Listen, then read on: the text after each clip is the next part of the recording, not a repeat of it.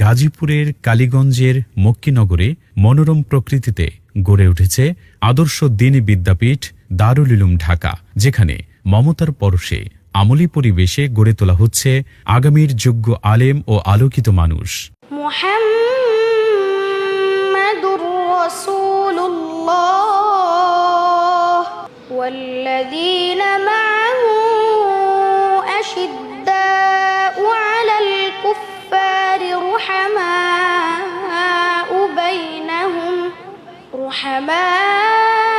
বাইনাহুম তারাহুম রুকআন সুজ্জাদান ইয়াবতাগুনা ফাদলাম মিনাল্লাহি ওয়া রিদওয়ানা। এর অন্যতম আকর্ষণ হল এর সুবিশাল ও মন মাতানো ক্যাম্পাস। মাদ্রাসায় প্রবেশ করলেই চোখে পড়ে সুবিশাল খোলা প্রাঙ্গণ, ফুলের বাগান, ছায়াঘেরা মাঠ এবং প্রশান্তিময় নিরিবিলি পরিবেশ। পুরো মাদ্রাসা এলাকা নিরাপত্তা প্রাচীর বেষ্টিত। শিক্ষার্থীদের নিরাপত্তা নিশ্চিত করতে গেটে রয়েছে সার্বক্ষণিক সিকিউরিটির ব্যবস্থা। দারুল উলুম ঢাকায় রয়েছে মক্তব বিভাগ, নাজেরা বিভাগ, হিফজ ও দাওরাই হাদিস পর্যন্ত কিতাব বিভাগ, অর্থাৎ এক ছাদের নিচে দ্বীনি শিক্ষার পূর্ণাঙ্গ ব্যবস্থা রয়েছে এখানে। দারুল উলুম ঢাকা পরিচালিত হচ্ছে দেশ বরেণ্য চিন্তাশীল ওলামাই কিরামের দিক নির্দেশনায় এবং দারুল উলুম দেওবন্দের নিসাব অনুসারে। বিশেষ করে শাইখুল হাদিস আল্লামা মুফতি মনসুরুল হক দামাত বারাকাতুহুম সহ মুহাদ্দিসিনে কিরাম এখানে দাওরাই হাদিস ও অন্যান্য বিভাগে দর্স প্রদান করেন। প্রবাসীরা এখানে তাদের সন্তানকে নিশ্চিন্তে যেন ভর্তি করতে পারে সে ব্যবস্থাও চালু রয়েছে। এডুম্যাক্স প্লাস মোবাইল অ্যাপের মাধ্যমে ভর্তি ফি প্রদান, হাজিরা, ফলাফল সহ শিক্ষার্থী ও মাদ্রাসার প্রয়োজনীয় সব তথ্য পাওয়া যায় এক ক্লিকেই। বছর জুড়ে পরিকল্পিত পাঠদানের জন্য শুরুতেই প্রদান করা হয় বার্ষিক ক্যালেন্ডার। শিক্ষার্থীদের নিয়মিত পরিবেশন করা হয় স্বাস্থ্যসম্মত খাবার। এছাড়া নিরবিচ্ছিন্ন বিদ্যুৎ নিশ্চিত করতে রয়েছে জেনারেটর সুবিধা।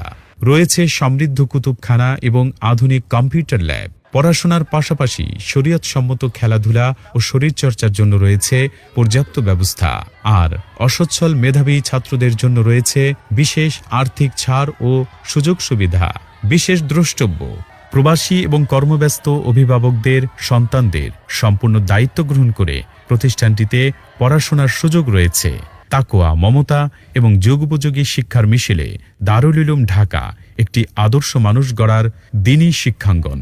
দারুল উলুম ঢাকা আপনার সন্তানকে অত্যন্ত দায়িত্বশীলতার সাথে কোরআন সুন্নায় দক্ষ, ইসলামের একজন মুখলিস খাদেম ও উম্মতের যোগ্য রাহবর হিসেবে গড়ে তোলার লক্ষ্যে বিরামহীনভাবে চেষ্টা চালিয়ে যাচ্ছে।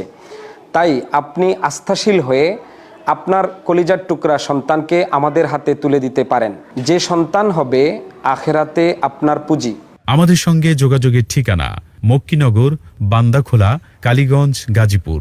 ফোন 01719679586।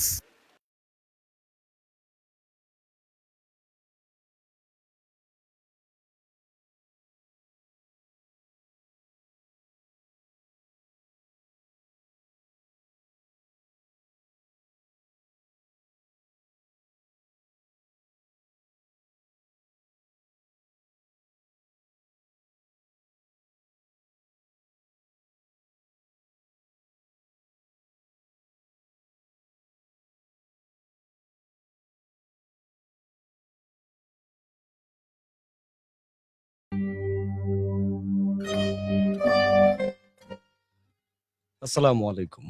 আশা করি ভালো আছেন এবং আমি সিফাত কিন্তু হাজির হয়ে গেছি আমাদের রমজানের যে নিয়মিত আয়োজন ইসলামী সওয়াল জবাব বা প্রশ্ন উত্তর আপনার জিজ্ঞাসা, সৌজন্যে দারুল উলুম ঢাকা, কালীগঞ্জ, গাজীপুর। এবং আজকেও আমাদের সাথে আছেন মোহতরম মুফতি আব্দুল মজিদ। আমরা মোহতরমের কাছে যাব, তার আগে আমি আমার সম্মানিত শ্রোতা এবং দর্শকদের উদ্দেশ্যে বলতে চাই যে অবশ্যই আমাদের এই লাইভ গুলো বেশি বেশি করে আপনি শেয়ার করবেন। এটাতে আপনি আসলে এটা আমাদের একটা দ্বীনি দায়িত্ব। অবশ্যই আপনি শেয়ার করবেন যেন বাকিরাও আসলে তাদের যে প্রশ্নগুলো আছে সেই প্রশ্নগুলো করতে পারেন। আমরা মোহতরমের কাছ থেকে যেন সেই উত্তরগুলো জেনে নিতে পারি। কিভাবে করবেন সেটা একটু বলে দিচ্ছি। এসএমএস এবং হোয়াটসঅ্যাপ নম্বর যেটি আছে আমাদের, সেই নম্বরটি হচ্ছে 01841904904 904। এটা হচ্ছে আমাদের নম্বর। এই নম্বরে আপনি হোয়াটসঅ্যাপও করতে পারেন, এসএমএসও করতে পারেন। তাছাড়াও আপনি আমাদের যে এখানে লাইভ পাচ্ছেন আমাদের পেজ ঢাকা এফএম 90.4 এর facebook.com/I love ঢাকা এফএম এই পেজে চলে আসবেন এবং বেশি, বেশি করে শেয়ার করবেন অবশ্যই। আমি চলে যাব আমাদের মোহতারাম মুফতি আব্দুল মজিদের কাছে। আসসালামু আলাইকুম। মোহতারাম কেমন আছেন আপনি? ওয়ালাইকুম আসসালাম ওয়া রাহমাতুল্লাহি ওয়া বারাকাতুহু। জি, আলহামদুলিল্লাহ। আল্লাহ পাক ভালো রেখেছেন। আশা করি আপনারা সবাই ভালো আছেন। আলহামদুলিল্লাহ। মোহতারাম আমরা আজকের এই আয়োজনটা শুরু করতে চাচ্ছি আপনার কিছু গুরুত্বপূর্ণ আ কথার মাধ্যমে। তারপরে আমরা আমাদের প্রশ্নে চলে যাব। আ জি, আজকে আমরা কয়েকদিন যাবত আল্লাহ তাআলার পরিচয় ও তার হক নিয়ে কথা বলেছি। আজকে মুহাম্মদুর রাসূলুল্লাহ সাল্লাল্লাহু আলাইহি সাল্লামকে নিয়ে দুটো কথা বলি। জি, ১ম যে বিষয়টা সেটা হচ্ছে মুহাম্মদুর রাসূলুল্লাহ সাল্লাল্লাহু আলাইহি সাল্লাম আল্লাহর পক্ষ থেকে একজন নবী এবং দূত হয়ে এসেছেন মানব জাতির সংশোধনের জন্য। ইসলাম ও পৃথিবীর অন্যান্য মতাদর্শের ভিতরে একটা মৌলিক পার্থক্য হচ্ছে অন্য মতাদর্শ আপনাকে থিওরি দিবে। এটা করো, এটা করলে ভালো হবে, এটা করলে কল্যাণ হবে, এটা করলে অকল্যাণ থেকে বেঁচে যাবে, এই সমস্ত থিওরি দিবে। কিন্তু অন্য মতাদর্শ আপনাকে প্র্যাকটিক্যাল নমুনা দেখাবে না। থিওরি দিয়ে তার দায়িত্ব সম্পন্ন করবে। ইসলামের একটা ব্যতিক্রম ও বিরল বৈশিষ্ট্য হচ্ছে যে ইসলাম আপনাকে থিওরি দিবে আর এই থিওরিটা কিভাবে বাস্তবায়ন করতে হবে এবং বাস্তবায়ন সম্ভব কি সম্ভব নয় এর একটা আমলি বাস্তব নমুনা হিসাবে আপনার সামনে মডেল হিসেবে হাজির করবে। এই মডেলের নাম হচ্ছে মোহাম্মদুর রাসূলুল্লাহ সাল্লাল্লাহু আলাইহি সাল্লাম। যেহেতু মানুষ আল্লাহ তাআলার সৃষ্টি, তো আল্লাহর পক্ষ থেকে প্রেরিত যেটা নমুনা সেটা মানব জাতির জন্য, অর্থাৎ মুহাম্মদ সাল্লাল্লাহু আলাইহি ওয়াসাল্লাম মানব জাতির জন্য কতটা অপরিহার্য এবং সভ্যতার বিনির্মাণের জন্য তিনি কতটা জরুরি ও আবশ্যক, সেটার ব্যাপারে ২-৩ টা কথা আজকে বলব। প্রিয় দর্শক ও শ্রোতাবৃন্দ, মনে করুন ঢাকা ওয়াসা কোন এক এলাকায় একটা সমস্যার কারণে ঘোষণা করলো যে আজকে সারাদিন ওয়াসা পানি বিতরণ করতে পারবে না। তো এটাতে নিশ্চয়ই কিছু মানুষের কষ্ট হবে, কিছু মানুষ দুর্ভোগে পড়বে, কিছু মানুষের জীবনযাত্রা ব্যাহত হবে, স্বাভাবিক। একজন লোক প্রচন্ড ক্ষুব্ধ এর কারণে। ওয়াসা পানি বন্ধ করে দেওয়াতে মানে ধারণাতীত ক্ষুব্ধ এবং ক্ষিপ্ত হয়ে আছে। কেন ভাই? তুমি কেন ক্ষুব্ধ ক্ষিপ্ত হয়ে আছো? আ তার বিষয়টা হলো যে তিনি দুধের ব্যবসা করেন। আর প্রতিদিন তিনি ১০ কেজি দুধকে পানি দিয়ে ২০ কেজি বানান। এখন আজকে যখন ওয়াসার পানি বন্ধ হয়ে গেল তো উনি দুধে পানি মিশানোর আ সুযোগ পাচ্ছেন না। পানি নেই উনার। আর যখন পানি নেই তখন উনার ব্যবসাটা ব্যবসায়িক স্বার্থ ক্ষুণ্ণ হচ্ছে। অর্থাৎ তিনি ভেজাল মিশানো যেটা, সে ভেজাল মিশানোটার কারণে আজকে তিনি আ ঠিক আ বা ওয়াসার উপরে এবং আ ওয়াসার কর্মকর্তাদের উপরে প্রচন্ড আকারে ক্ষুব্ধ।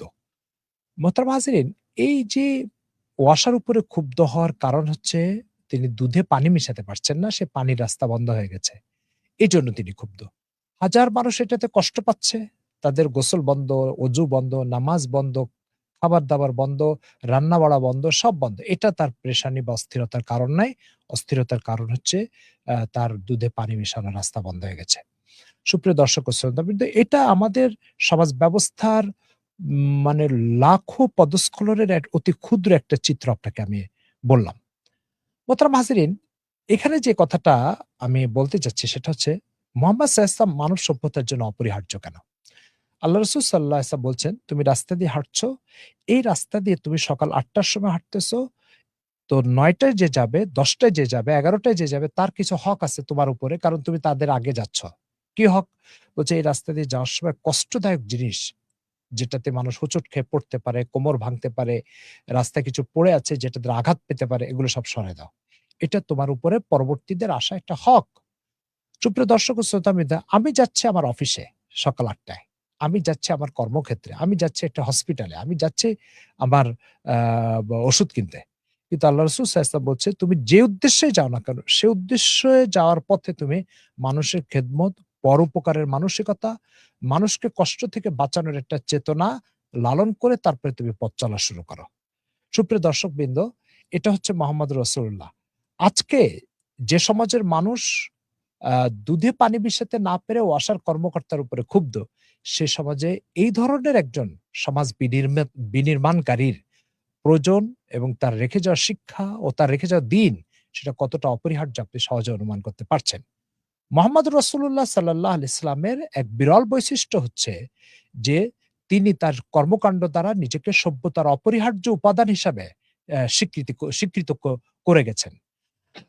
মক্কা থেকে তিনি বিদায় নিচ্ছেন হিজরত করে মদিনাতে। মক্কার কাফেররা তলোয়ার নিয়ে ওনাকে ঘিরে ধরেছে, আজকে হত্যা করবে। আচ্ছা, এই হত্যাকারী যারা জানের দুশ্মন, জান নিতে আসছে, তাদের মাল মোহাম্মদ সাল্লাল্লাহু আলাইহি ওয়াসাল্লামের কাছে আমানত ছিল। তিনি হযরত আলী রাদিয়াল্লাহু তাআলাকে বিছানায় শুয়ে রেখে বলছেন, আলী, এই যে যারা আমাকে তলোয়ার নিয়ে হত্যা করতে আসছে, তাদের অমুকের এই মাল, অমুকের এই মাল, অমুকের এই মাল, এটা তুমি কালকে পৌঁছায় দিও। এই যে প্রত্যেকের মালটা পৌঁছে দেওয়ার দায়িত্ব দিলেন, যাদের কাছে মোহাম্মদ সাল্লাল্লাহু আলাইহি ওয়াসাল্লামের জান নিরাপদ না, তাদের মাল মোহাম্মদ সাল্লাল্লাহু আলাইহি ওয়াসাল্লামের কাছে নিরাপদ। সভ্যতার জন্য তিনি কতটা অপরিহার্য। তারা জান নিতে আসছে, তিনি তাদের মালের হক নষ্ট হোক এটা তিনি চাচ্ছেন না, এটা তার দ্বারা সম্ভব হচ্ছে না। যদি জানের দুশ্মনদের আমানতের ব্যাপারে এই দায়িত্বশীলতার পরিচয় দেন, তাহলে যারা জানের দুশ্মন নয় তাদের আমানতদারির ব্যাপারে তার দায়িত্বশীলতা কোন পর্যায়ে ছিল? এরপর আরেকটা বিষয়, সেটা হচ্ছে তিনি জীবনের এক সংকটাপূর্ণ মুহূর্তে মক্কা থেকে মদিনায় পার হচ্ছেন। বাঁচে কি মরে এরকম একটা সংকট চলছে ওনার। সেই সময় যদি তিনি মানুষের ক্ষুদ্র মালের হক এইভাবে আদায় করে থাকেন, তাহলে জীবনের স্বাভাবিক অবস্থায় মানুষের হক আদায়ের ব্যাপারে তার ক্যারিশমা বা তার দায়িত্বশীলতার কথা আপনি কি বলবেন, কি ভাবতে পারেন? এরপরে যে কথাটা, সেটা হচ্ছে যে রাসূল সাল্লাল্লাহু আলাইহি ওয়াসাল্লাম মক্কা থেকে মদিনায় চলে যাবেন। আর কবে ফিরবেন, কখনো ফিরবেন কিনা যথেষ্ট সংশয়। কিন্তু আমি যদি তাদের মালটা ফিরিয়ে না দিয়ে যেতে, তারা কষ্ট পাবে। তো যিনি আমাকে মারতে আসছেন, তার কষ্ট থেকে তাকে উদ্ধারের জন্য এই চেষ্টা, তাহলে স্বাভাবিক মানুষের কষ্ট থেকে উদ্ধারের জন্য তার চেষ্টা কত থাকবে? সেই ব্যক্তি আর তার রেখে যাওয়া আদর্শ আজকে যে দুধে পানি মিশাতে না পেরে ওয়াসার কর্মকর্তার উপরে ক্ষিপ্ত হচ্ছে, তার এই ধরনের নীতিহীনতা, দুর্নীতি, খাদ্যে ভেজালের যুগে এই ব্যক্তির আদর্শ রেখে যাওয়ার দিন কতটা জরুরি, অপরিহার্য সহজে আমরা অনুমান করতে পারি। আল্লাহ তাআলা আমাদের সবাইকে মুহাম্মদ সাল্লাল্লাহু আলাইহি ওয়াসাল্লামের মতো একটা মডেল, আদর্শ, ওসওয়া কে অনুসরণ করার তৌফিক দান করেন। জি। আমিন। অনেক ধন্যবাদ মহতারাম। আমি আমাদের প্রশ্ন উত্তর পর্বে চলে যাব। তার আগে আমি আমার সম্মানিত শ্রোতা এবং দর্শকদের বলতে চাই, ঢাকার অদূরে দারুল উলুম ঢাকা গাজীপুরের কালীগঞ্জের মক্কিনগরে গড়ে উঠেছে কিন্তু একটি আদর্শ দ্বীনি শিক্ষা প্রতিষ্ঠান। যত্নশীল পরিবেশে এখানে গড়ে তোলা হচ্ছে আগামীর যোগ্য আলেম ও আলোকিত মানুষ। এই মাদ্রাসায় আপনার সন্তানের জন্য রয়েছে কিন্তু অনেক, অনেক সুবিধা, যেমন সুবিশাল ক্যাম্পাস, খেলার মাঠ, নিরাপত্তা বেষ্টিত এলাকা, স্বাস্থ্যসম্মত খাবার এবং ২৪ ঘন্টা বিদ্যুৎ সরবরাহ তো থাকছেই। আছে কম্পিউটার ল্যাব ও শরীরচর্চার ব্যবস্থা। আর্থিকভাবে অসচ্ছল শিক্ষার্থীদের জন্য রয়েছে বিশেষ ছাড়। মক্তব থেকে দাওরায়ে হাদিস পর্যন্ত সব বিভাগ এক ছাদের নিচে। দেশবরেণ্য উলামায়ে কেরামের তত্ত্বাবধানে এবং দারুল উলুম দেওবন্দের নেসাব অনুসারে কিন্তু এটি পরিচালিত হয়। এবং প্রবাসীরাও নিশ্চিন্তে আপনার সন্তানকে কিন্তু এই মাদ্রাসায় ভর্তি করাতে পারেন এবং একটি অ্যাপের মাধ্যমে কিন্তু আপনি যাবতীয় সকল তথ্য আপনি পেয়ে যাবেন। এই অ্যাপটার নাম হচ্ছে এডুম্যাক্স। এডুম্যাক্স এর মাধ্যমে আপনি মাদ্রাসার তথ্য এবং আপনার সন্তানের যে ভর্তি, হাজিরা, ফলাফল, সকল তথ্য কিন্তু আপনি সেখানে বসে কিন্তু পেয়ে যাচ্ছেন এই অ্যাপের মাধ্যমে। দারুল উলুম ঢাকা, আদর্শ মানুষ গড়ার একটি নির্ভরযোগ্য দ্বীনি শিক্ষাঙ্গন। যারা উপস্থিত আছেন, দেখছেন, শুনছেন, সবাইকে অনেক, অনেক ধন্যবাদ এবং কৃতজ্ঞতা। এবং আমি আমার সকল শ্রোতা এবং দর্শকদের বলতে চাই যে আপনারা অবশ্যই এসএমএস, কমেন্ট এবং WhatsApp এর মাধ্যমে আমাদেরকে প্রশ্নগুলো পাঠানোর চেষ্টা করবেন। এই নম্বরটিতে কল দিবেন না। আসলে আমরা কল নিতে পারছি না। তো সেক্ষেত্রে আপনি অবশ্যই আপনার প্রশ্নটি আমাদেরকে এসএমএস, কমেন্ট এবং WhatsApp এর মাধ্যমে লিখে পাঠাবেন। আমাদেরকে এসএমএস করেছিলেন মোহতারাম যে আসসালামু আলাইকুম, নারী ও পুরুষের নামাজে কোনো পার্থক্য আছে কিনা? সিজদা দেয়ায় পার্থক্য আছে কি? জি, নারী ও পুরুষের নামাজের ভিতরে বিস্তর পার্থক্য। নারী ও পুরুষের হজে পার্থক্য আছে। নারী ও পুরুষের রোজাতে পার্থক্য আছে। নারী ও পুরুষের অন্য অসংখ্য ইবাদতে পার্থক্য আছে। তো নারী ও পুরুষের নামাজের মধ্যেও পার্থক্য আছে। নারী ও পুরুষের নামাজের মৌলিক পার্থক্যগুলো হচ্ছে, নারী আ সংকুচিত হয়ে এবং একটু ঝুঁকে দাঁড়াবে। পুরুষ সোজা হয়ে দাঁড়াবে এবং প্রত্যেক অঙ্গ-প্রত্যঙ্গকে সমানভাবে স্থাপন করে দাঁড়াবে। রাসূল সাল্লাল্লাহু আলাইহি ওয়াসাল্লামের এই হাদিসগুলো সুনানে আবু দাউদ এর লেখক ইমাম সুলাইমান ইবনে আশাশ আস-সিজিস্তানি রাহমাতুল্লাহ আলাইহ। তো ইমাম আবু দাউদ রাহমাতুল্লাহ আলাইহ তার সুনানে আবু দাউদের বাইরে আরেকটি কিতাব আছে, মারাসিলুল ইমাম আবি দাউদ। এই মারাসিলুল ইমাম আবু দাউদের ভিতরে রাসূল সাল্লাল্লাহু আলাইহি ওয়াসাল্লামের এই হাদিসটা তিনি সংকলন করেছেন। সেখানে তিনি বলছেন যে আল্লাহ রাসূল সাল্লাল্লাহু আলাইহি ওয়াসাল্লাম ২ জন নারীর পাশ দিয়ে যাচ্ছিলেন। তো তারা পুরুষের মতো সেজদা করছিলেন। তো রাসূল সাল্লাল্লাহু আলাইহি ওয়াসাল্লাম সেই ২ জন নারীকে বলছেন, লাস্তুমা কাআহাদিম মিনার রিজাল, তোমরা ২ জন পুরুষদের মতো নও। এই কথা বলে তাদের নামাজের ভিতরে, সেজদার ভিতরে, রুকুর মধ্যে কি, কি পার্থক্য আছে সেই পার্থক্যটা আল্লাহ রাসূল তাদের সামনে তুলে ধরেছিলেন। তো সেইজন্য পুরুষ ও নারীর নামাজের ভিতরে বিস্তর পার্থক্য ব্যবধান আছে। আশা করি বুঝতে পেরেছেন। জি। ধন্যবাদ মোহতারাম। আমাদের সঙ্গে আছেন বরকত আরাফাত। তিনি লিখেছিলেন, আসসালামু আলাইকুম। নামাজে সিজদা থেকে উঠার সময় কি জায়নামাজে ভর দিয়ে উঠা যাবে? এবং তার আরেকটা প্রশ্ন ছিল, আজানের সময় যদি কেউ পানি খেয়ে ফেলে রোজা হবে কি? দেখুন, প্রথম কথা হচ্ছে যে আপনি যদি সুস্থ মানুষ হন তাহলে জায়নামাজে ভর না দিয়ে ওঠাটা উচিত। আর যদি আপনি দুর্বল, অসুস্থ, বার্ধক্যজনিত সমস্যা থাকে তাহলে আপনি ভর দিয়ে উঠতে পারেন, তাতে সমস্যা নেই। আর আজানের সময় পানি খেয়েছে, তার চেয়ে জানা দরকার যে যখন আজান হয়েছিল বা পানিটা খেয়েছে তখন কয়টা বাজে? অর্থাৎ সেহরির টাইম পার হয়ে গেছে কিনা? যদি সেহরির টাইম শেষ হওয়ার পরে পানি খায় তাহলে এই রোজাটা আবার কাজা করতে হবে।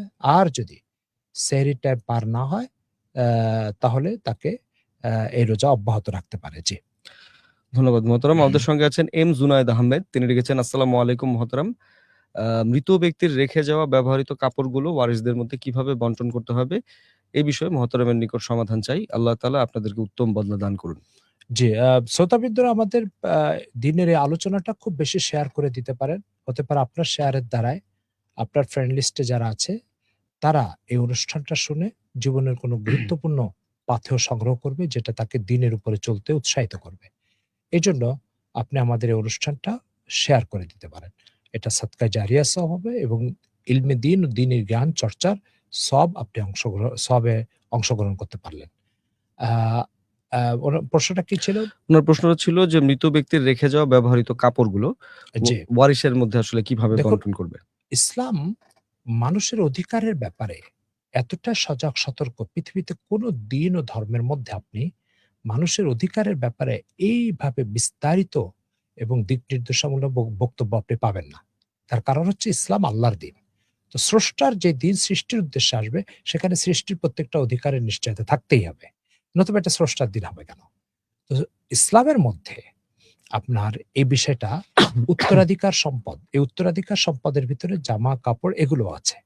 উত্তরাধিকার সম্পদের সিস্টেম হচ্ছে যে রেখে যাওয়া সম্পদের ভিতরে স্ত্রী ১/৮ সম্পদ পাবে। অর্থাৎ স্বামী যদি ৳৮ রেখে মারা যায়, ৳১ স্ত্রী পাবে, বাকি ৳৬০ সন্তানাদি পাবে। আর যদি স্বামী স্ত্রীর আ সন্তানাদি না থাকে, শুধু স্ত্রী আছে, তাহলে সে ৪ ভাগে ৪ ভাগের ১ ভাগ পাবে। অর্থাৎ ৳৮ র মধ্যে ৳২ পাবে। আশা করি বুঝতে পেরেছেন। আ তো আর ছেলে এবং মেয়ে, ছেলে ডবল পাবে, মেয়ে অর্ধেক পাবে। ঠিক এই প্রক্রিয়ায় আপনি এই কাপড়-চোপড়গুলো বন্টন করতে হবে। হ্যাঁ, কেউ যদি তার দাবি ছেড়ে দেয় যে, "না, সন্তানাদি বলছেন আমরা এটা নিব না। এটাতে আমাদের কোনো হক আমরা আ দাঁড় করাতে চাচ্ছি না।" তখন আপনি এটা সাদকাও করে দিতে পারেন। জি। ধন্যবাদ মোহতারাম। আমাদেরকে একজন আমাদের দর্শক তিনি লিখেছিলেন যে, আসসালামু আলাইকুম হুজুর, রাতে স্বপ্ন দেখলাম এক ব্যক্তি একটি মৃত শিশু রেখে জীবিত শিশু নিয়ে যাওয়ার জন্য চেষ্টা করছে।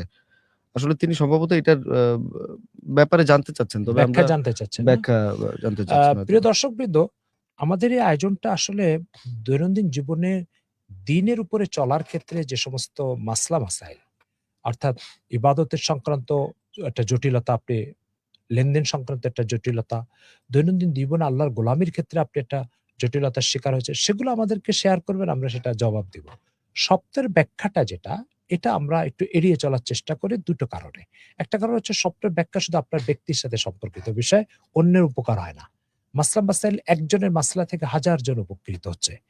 ২য় নম্বর একটা বিষয় হচ্ছে যে স্বপ্নের ব্যাখ্যা ব্যক্তিভেদে ভিন্ন হয়। এজন্য আপনার স্বপ্নের ব্যাখ্যা আমি বলার জন্য আপনার লাইফস্টাইল জানতে হবে। আপনি আল্লাহর দ্বীনের উপরে চলেন কিনা, প্র্যাকটিসিং মুসলমান কিনা আপনি। এগুলো আমাদেরকে বিস্তারিত জানতে হয়। সেগুলো জানা এই অনলাইনে এখানে বসে সম্ভব হয় না। এজন্য স্বপ্নের ব্যাখ্যাটা আমাদেরকে যদি না করেন তাহলে আমাদের জন্য ভালো। পক্ষান্তরে আ সমস্ত শ্রোতাদের জন্য আ দ্বীনি মাসলা-মাসাইল জানার সময়টা আরো বেশি পরিব্যাপ্ত হবে যদি স্বপ্নগুলো আমরা এড়িয়ে চলি। জি। ধন্যবাদ মোহতারাম। আমাদের একজন বন্ধু তিনি লিখেছেন হচ্ছে, দুনিয়ার মুসাফির জানাজার নামাজ পড়ার সময় আ ভুলবশত হাত উঠিয়ে ফেললে কি নামাজের কোনো ক্ষতি হবে বা পুনরায় নামাজ আদায় করতে হবে? না, নামাজ পুনরায় আদায় করতে হবে না। তবে হাত উঠানোটা এটা সুন্নাহ পরিপন্থী। এইজন্য হাত না উঠিয়ে আপনি জানাজার নামাজ পড়বেন। তবে কেউ যদি ভুল করে উঠায় ফেলে তার দ্বারা তার নামাজ নষ্ট হবে না। জি। জি, আলিফ লিখেছিলেন আমাদের, আসসালামু আলাইকুম ওয়া রাহমাতুল্লাহ। কেমন আছেন প্রিয় শায়েখ আমার? আ আমার প্রশ্ন হচ্ছে, রমজানে ৫ ওয়াক্ত নামাজ পড়া হয় কিন্তু তারাবি নামাজ পড়া হয় না। ওই ব্যক্তির রোজা রাখলে রোজা হবে কি? আ জি, রোজা একটা আলাদা আমল। 5 ওয়াক্ত নামাজ এটা একটা আলাদা ইসলামের ফরজ বিধান। তো আপনি যেটা রাখবেন সেটার দায় থেকে মুক্তি পাবেন, যেটা রাখবেন না তার জন্য গুনাহগার হবেন। তবে যিনি আল্লাহর হুকুম মনে করে রোজা রাখছেন, তিনি আল্লাহর হুকুম মনে করে নামাজ কেন নষ্ট করবেন? এটা আমাদের বোধগম্য নয়। দ্বিতীয় কথা হচ্ছে, আচ্ছা আপনি কি এটা মেনে নিবেন? কেউ আপনার বাড়িতে থাকে কিন্তু সে ভাড়া দেয় না। আপনি মেনে নিবেন? নিশ্চয় নয়। তো আপনি আল্লাহর দেওয়া অঙ্গ-প্রত্যঙ্গ ভোগ করছেন। অথচ আপনি আল্লাহ তাআলার হক আদায় করবেন না। তো আপনার ক্ষেত্রে তো এটা আপনি গ্রহণযোগ্য মনে করেন না। আল্লাহর ক্ষেত্রে কেন গ্রহণযোগ্য বানিয়ে রেখেছেন? আশা করি বুঝতে পেরেছেন। জি। ধন্যবাদ। আমি এই সময় আমার সম্মানিত শ্রোতা এবং দর্শকদের বলতে চাই যে যারা এই মুহূর্তে যুক্ত হয়েছেন আমাদের সঙ্গে তারা অবশ্যই বেশি, বেশি করে এই লাইভটা শেয়ার করবেন। আপনার প্রোফাইল, আপনার পেজ, আপনার গ্রুপ, আপনি যেখানেই আছেন মানে সোশ্যাল মিডিয়ায়। যেটা মোহতারাম বলছিলেন যে এটা কিন্তু আমাদের আসলে দায়িত্ব সকলের কাছে পৌঁছে দেয়া। তো অবশ্যই আমরা তো আমাদের মতো করে প্রশ্ন এবং আপনাদের কাছ থেকে উত্তর নিচ্ছি। এই দায়িত্বটা কিন্তু আপনার যে একটু বেশি, বেশি করে শেয়ার করা। তো অবশ্যই এটা করবেন। আমাদের Facebook লাইভটা আপনি এখন দেখতে পাচ্ছেন facebook.com/I love Dhaka FM এই পেজে। আচ্ছা আহমেদ বিন শামস তিনি লিখেছেন, "স্বর্ণ-রূপা যদি আলাদাভাবে নেসাব পরিমাণ না হয়, তাহলে কিভাবে জাকাত আদায় করবে? স্বর্ণকে কি রূপার মূল্য ধরে জাকাত দেয়া যাবে?" জি, স্বর্ণ আছে কিছু আর রূপা আছে কিছু। জি। তাহলে দোনোটাই রূপার ব্যালেন্সে চলে আসবে। আর রূপার ব্যালেন্সে যখন চলে আসবে তখন আপনি তার ২.৫% জাকাত দিয়ে দিবেন। শুধু স্বর্ণ যদি আলাদা জাকাত না হয়, শুধু রূপা যদি আলাদা জাকাত না হয় তাতে কোনো সমস্যা নেই। একসাথে করলে যদি জাকাতের নিসাব পুরা হয় তাহলে আপনাকে জাকাত দিতে হবে। জি। জি, এইচ.এম. সোহাগ তাজ আমাদের সঙ্গে আছেন। পুরুষ ইমাম দ্বারা মহিলাদের তারাবির নামাজের হুকুম কি? জায়েজ হলে সহি পদ্ধতি কি? মহিলাদের জন্য সবচেয়ে ভালো হচ্ছে মহিলারা আ বাসাবাড়িতেই তারাবি পড়বে এবং একা, একা পড়বে। যদি কোনো মহিলা জামাতে পড়ে আর সেখানে পুরুষ ইমাম থাকে তাহলে অনুত্তম হলেও নামাজ আদায় হয়ে যাবে।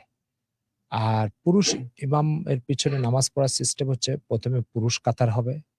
এরপরে ১ম এ পুরুষ দাঁড়াবে। তারপরে পুরুষ যদি না থাকে তো কিছু বাচ্চা দাঁড়াবে। এক কাতার বাচ্চা দাঁড়াবে। তারপরে মহিলারা দাঁড়াবে। এই পন্থাটা ভালো। জি। ধন্যবাদ মোহতারাম। আমাদের সঙ্গে আরো আছেন মোহাম্মদ জসিমউদ্দিন। আসসালামু আলাইকুম ওয়া রাহমাতুল্লাহ হযরত। আ আমার এক পরিচিত বন্ধুর বাচ্চা হচ্ছে না। সে খুব পেরেশান। তার প্রতিবেশী তাকে এক মহিলার খোঁজ দেন যিনি পান আ পানের ভেতর নাকি গাছ-গাছালি দিয়ে একটা ঔষধ বানান এবং এভাবে নাকি কয়েকজনের বাচ্চা হয়েছে দাবিও করেন। এখন আমার প্রশ্ন, এই টাইপ মানুষের কাছে কি যাওয়া উচিত? আর বাচ্চা হওয়ার কোরআন সুন্নাহ ভিত্তিক কিছু আমল দিলে ভালো হয়? জি ভাই। ১ম কথা হচ্ছে যে ইসলামে কোন অসুস্থতার জন্য চিকিৎসা গ্রহণ করা এটা জায়েজ। আল্লাহ রাসূল সাল্লাল্লাহু আলাইহি ওয়াসাল্লামের হাদিস আছে, "তাদাওয়াউ ইয়া ইবনা আদম।" হে আদম সন্তান তোমরা চিকিৎসা করো। তো চিকিৎসা করাতে দোষ নাই। সেজন্য এটা যদি একটা চিকিৎসা হয় এবং সত্যিকার অর্থে স্বীকৃত বিজ্ঞানসম্মত চিকিৎসা হয়, ইসলামে তাতে কোনো আপত্তি নেই। ১ম কথা হচ্ছে এটা। ২য় নম্বর কথা হচ্ছে যে কোনো মানুষের যদি বাচ্চা না হয়, তো চিকিৎসার আগে যেটা করা দরকার সেটা হচ্ছে মহান আল্লাহ তাআলা আপনাকে সৃষ্টি করেছে তো আপনার বাচ্চাকেও সৃষ্টি করতে পারবে। তো যিনি আপনাকে সৃষ্টি করেছে তার কাছে যেয়ে বাচ্চা চাওয়া উচিত। সুতরাং হযরত ইব্রাহিম আলাইহিস সালামের ৮০ বছর যাবৎ বাচ্চা হয়নি। তো উনি দোয়া করতেন, "রব্বি হাবলি মিনাস সলিহিন", হে আল্লাহ আমাকে একটা সুসন্তান দান করেন। এরপর হযরত ইসমাইল জন্ম নিয়েছে। তো এজন্য আমাদের সামনে ইব্রাহিম আলাইহিস সালামের এই দোয়াটা, অনুরূপভাবে আরেক নবীর দোয়া আছে, "রব্বি লা তাযারনি ফারদা ওয়া আনতা খায়রুল ওয়ারিসিন", হে আল্লাহ আপনি আমাকে নিঃসন্তান অবস্থায় ছেড়ে দিয়েন না। তো এই যে রব্বি লা তাযারনি ফারদা এবং রব্বি হাবলি মিনাস সলিহিন, এই দোনোটা দোয়া হযরত ২ জন নবীর দোয়া। এই দোয়াটা আপনি প্রতিনিয়ত করতে পারেন। আশা করি এটার দ্বারা আল্লাহ তাআলা মেহেরবানি করবেন। জি। ধন্যবাদ মোহতারাম। আমাদেরকে এসএমএস করেছেন আমাদের একজন শ্রোতা। তিনি লিখেছেন মাসুদ, তিনি হচ্ছেন মাসুদুর রহমান মাসুদ। হুজুর আমি বাংলাদেশ সেনাবাহিনীর ডেঞ্জার কমান্ডো বাহিনীতে আছি। রোজা অবস্থায় অনেক সময় ফাইট করতে হয়। সেক্ষেত্রে আমাদের রোজা কি নষ্ট হয়ে যাবে কিনা? আ ফাইট করার কারণে কখনো রোজা নষ্ট হবে না। রোজা নষ্ট হওয়ার জন্য শর্ত হচ্ছে যে মলদ্বার দিয়ে অথবা খাদ্যনালী দিয়ে পেটের ভিতরে কিছু যেতে হবে। যদি এই ২ পথ দিয়ে পেটের ভিতরে কিছু যায় তখনই রোজা নষ্ট হবে। এছাড়া রোজা নষ্ট হবে না। সেইজন্য আ আপনাদের যে ফাইটের কথাটা বললেন এটা রোজা নষ্ট হওয়ার কোনো কারণ বলে মনে হয় না। জি। জি, আব্দুল মালেক খান আছেন আমাদের সঙ্গে। আমি নিয়মিত কমেন্ট করি, কিছু না কিছু প্রশ্ন করে থাকি। আগে আব্দুল মালেক আইডি থেকে কমেন্ট করেছিলাম, কেউ যদি পালিয়ে বিবাহ করে তাহলে বিবাহ হবে কি? পালিয়ে বিবাহ অর্থাৎ আপনি একটা মেয়েকে ভালো লাগছে তো আপনি তাকে পালিয়ে বিবাহ করবেন। বিবাহ ইসলামে একটা পবিত্র কাজ। এটা পালিয়ে কেন করবেন? প্রথম প্রশ্ন। বিবাহ ইসলামে একটা মহৎ কাজ। এই মহৎ কাজটা আপনি পালিয়ে কেন করবেন? পালিয়ে তো চুরি করা হয়, পালিয়ে ডাকাতি করা হয়, পালিয়ে অনৈতিক কাজ করা হয়। বিবাহটা শুধু নৈতিক নয়, এটা তো ইসলামে অনেক মহৎ একটি কাজ, সওয়াবের কাজ, নেকির কাজ। পালিয়ে করার কোনো প্রশ্নই আসে না। কেন করতে যাবেন আপনি? দ্বিতীয় কথা হচ্ছে, কোনো মেয়েকে আপনার ভালো লাগলো, তো বাবা-মা তাতে রাজি না, সন্তুষ্ট না। এ কারণে আপনি বাবা-মাকে এড়িয়ে চলার জন্য আপনি বিবাহ পাত্রীকে নিয়ে আরেক জায়গায় চলে যাচ্ছেন। আমার এক্ষেত্রে ১ম প্রশ্ন হচ্ছে, আমার কি ভালো লাগলে আমি একটা খাবার খেয়ে ফেলবো? মনে করেন একটা খাবার আমার ভালো লাগলো। তাহলে কি আমি খেয়ে ফেলবো? সেটা কি আমার পেটের ভিতরে যে কোনো পীড়া দিবে কিনা? আমার কষ্টের কারণ হবে কিনা? এই খাবারটা আমি পুষ্টি সমৃদ্ধ কিনা? আমার শরীরে পুষ্টির চাহিদা পূরণ করবে কিনা? এগুলো কি ন্যূনতম কোনো বাদ-বিচার আমি করব না? আপনি কি মনে হয় আপনার কাছে? আ তো আমি একটা মেয়েকে ভালো লেগেছে। সাথে আমি তাকে জীবনসঙ্গী হিসাবে গ্রহণ করব। এই মেয়েটা কি আমার পরবর্তী প্রজন্মের একজন আদর্শবান মা হওয়ার যোগ্য? এই মেয়েটার দ্বারা কি আমার পরবর্তী প্রজন্ম আমার স্রষ্টাকে চিনবে? এই মেয়েটির দ্বারা কি আমার পরবর্তী প্রজন্ম আখিরাতে নাজাত পাওয়ার মতো যোগ্যতা তৈরি হবে? এই বিষয়গুলো কেন আমি ভাবব না? আ ভালো লাগছে তাই আমি খাবার খাবো। দেখুন আল্লাহ তাআলা মুখে খাবার ঢুকানোর উপরেই একটা নাক সৃষ্টি করেছেন। নাকটা এমন জায়গায় কেন সৃষ্টি করলেন? তার কারণ হচ্ছে কোন দুর্গন্ধ পচা খাবার যাতে আপনার পেটে না যায়। এজন্য নাকটার সেটিংটা এমন জায়গায় যাতে খাবারের দুর্গন্ধটা নাকে যায় আর সাথে এটাকে শরীরের জন্য ক্ষতিকারক মনে করে আপনি এড়িয়ে চলতে পারেন। তো দু ২-৪ ঘন্টা পেটে থাকবে। সেই খাবারটার জন্য যদি এত বাদবিচার আর এত রেস্ট্রিকশন থাকে, তাহলে আপনি ইসের পরে যেটাকে বলে সারা জীবনের জন্য একটা মেয়েকে জীবনসঙ্গী হিসেবে গ্রহণ করবেন, সে মেয়েটা আদৌ আপনার জীবনের জন্য সহায়ক কিনা, আপনার জন্য কল্যাণের বার্তা বয়ে আনবে কিনা, এটা কেন আপনি বাদ-বিচার করবেন না? এটা একটা বিষয়। এরপরে রয়ে গেল মা-বাপ। মা-বাবা আপনার সব বিষয়ে সিদ্ধান্ত দিতে পারবে। আপনার জীবনসঙ্গী নির্বাচনের ক্ষেত্রে কেন সিদ্ধান্ত দিতে পারবে না? এক্ষেত্রে আপনি সব ক্ষেত্রে তারা যোগ্য, এক্ষেত্রে কেন অযোগ্য মনে করেন আপনি? আসল বিষয়টা হচ্ছে আপনার আবেগের জোয়ারে আপনি মা-বাবাকে প্রতিবন্ধক মনে করছেন। আপনার আবেগের জোয়ারের মধ্যে প্রতিবন্ধক মনে করে আপনি এড়িয়ে যাচ্ছেন আর সেটাকে আপনি পালিয়ে বিবাহ করার কথা বলছেন। এজন্য আমি আমাদের যুবক ভাই বন্ধু যারা আমাদের আজকে অনলাইনে আছেন তাদের সবাইকে বলব এই অনুষ্ঠানটা শেয়ার করে দেন আর যুবক ভাইদের কাছে এই বার্তাটা পৌঁছিয়ে দেন। যে বাবা-মা তাদের রক্ত আর ঘাম ঝরিয়ে আমাকে এ পর্যন্ত এনেছে, জীবনের এই গুরুত্বপূর্ণ টার্মে তাদেরকে উপেক্ষা করে কোনো সিদ্ধান্ত নিতে গেলে সেটা তাদের দোয়া থেকে বঞ্চিত বদদোয়া পাওয়ার সম্ভাবনা আছে। যেটা আপনার প্রতি মুহূর্তে আপনার পারিবারিক জীবনকে, দাম্পত্য জীবনকে ঝুঁকিপূর্ণ করবে এবং অশান্তিতে ভরে দিবে। চোখের সামনে এই ধরনের হাজার বাস্তবতা আছে। সময়ের সীমাবদ্ধতার কারণে সেগুলো আর বলতে পারছি না। জি। ধন্যবাদ মোহতারাম। আমাদেরকে এসএমএস করেছিলেন তানভীর। আমি ছোট থাকতে আমার আন্টির দুধ খেয়েছি। তবে আমি কি তার মেয়েকে বিয়ে করতে পারব কিনা?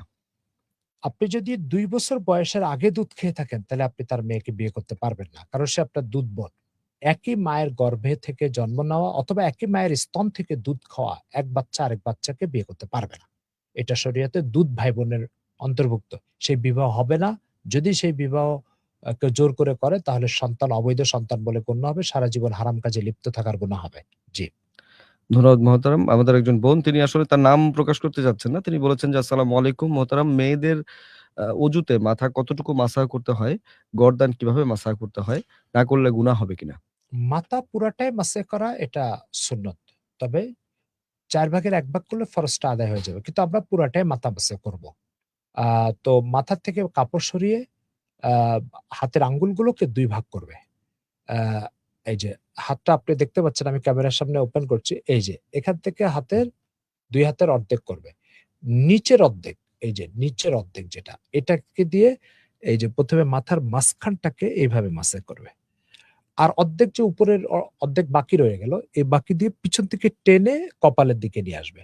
তো দেখা যাবে অর্ধেক হাত দিয়ে মাথার মাঝখান মাসে হবে আর বাকি অর্ধেক দিয়ে মাথার সাইডটা মাসে হবে। আর হাতের উল্টা পিঠ যেটা ভিজা থাকে ওটা দিয়ে ঘাড় মাসে করবে। এটা হচ্ছে মাসের সিস্টেম ও পদ্ধতি। আর ২ আঙ্গুল কানের মধ্যে ঢুকিয়ে দিবে আর বৃদ্ধাঙ্গুল দিয়ে কানের পিছনটাও এভাবে মুছে দিবে। তাহলে সম্পূর্ণ মাথা মাসা হয়ে যাবে। মাথা মাসের অধীনে ৪ টা কাজ আছে। একটা হচ্ছে মাথা মাসে করা, একটা হচ্ছে কান মাসে করা, একটা হচ্ছে ঘাড় মাসে করা। এই যে এ, আর কান মসের ভিতরে কানের ভিতরের অংশ আর কানের বাইরের অংশ, দুটো অংশ, এই মোট 4টা কাজ মাথা মসের অধীনে। জি। ধন্যবাদ মহতারাম। আমি আমার উপস্থিত দর্শক এবং শ্রোতাদের উদ্দেশ্যে বলতে চাই, ঢাকার অদূরে দারুল উলুম ঢাকা গাজীপুরের কালীগঞ্জের মক্কিনগরে গড়ে উঠেছে একটি আদর্শ দ্বীনি শিক্ষা প্রতিষ্ঠান। যত্নশীল পরিবেশে এখানে গড়ে তোলা হচ্ছে আগামীর যোগ্য আলেম ও আলোকিত মানুষ। এই মাদ্রাসায় আপনার সন্তানের জন্য রয়েছে কিন্তু সুবিশাল ক্যাম্পাস, খেলার মাঠ এবং নিরাপত্তা বেষ্টিত এলাকা অবশ্যই, এবং স্বাস্থ্যসম্মত খাবার ও ২৪ ঘন্টা বিদ্যুৎ সরবরাহ তো থাকছেই। আছে কম্পিউটার ল্যাব ও শরীরচর্চার ব্যবস্থা। আর্থিকভাবে অসচ্ছল যারা আছেন তাদের জন্য কিন্তু বিশেষ ছাড়ও আছে এই মাদ্রাসায়। মক্তব থেকে দাওরায়ে হাদিস পর্যন্ত সব বিভাগ এক ছাদের নিচে কিন্তু আপনি পেয়ে যাচ্ছেন। দেশ বরেণ্য ওলামায়ে কেরামের তত্ত্বাবধানে এবং দারুল উলুম দেওবন্দের নেসাব অনুসারে পরিচালিত হয়। প্রবাসীরাও নিশ্চিন্তে সন্তান ভর্তি করাতে পারেন এবং এডুম্যাক্স অ্যাপের মাধ্যমে এক ক্লিকেই কিন্তু যাবতীয় তথ্য, যেমন ফি, হাজিরা ও ফলাফল ও অন্যান্য সকল তথ্য কিন্তু আপনি পেয়ে যাবেন।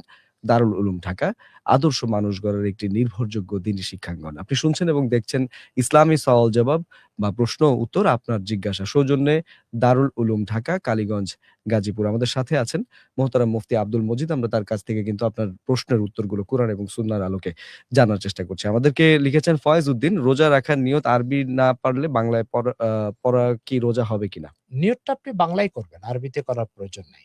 আর মুখে উচ্চারণ জরুরি না, অন্তরের যে অবস্থাটা সেটাই। আপনি সেহরি খেতে উঠেছেন কেন? নিশ্চয় রোজা রাখার জন্য। তো অন্তরের এই অবস্থাটাই হচ্ছে নিয়ত। আশা করি বুঝতে পেরেছেন।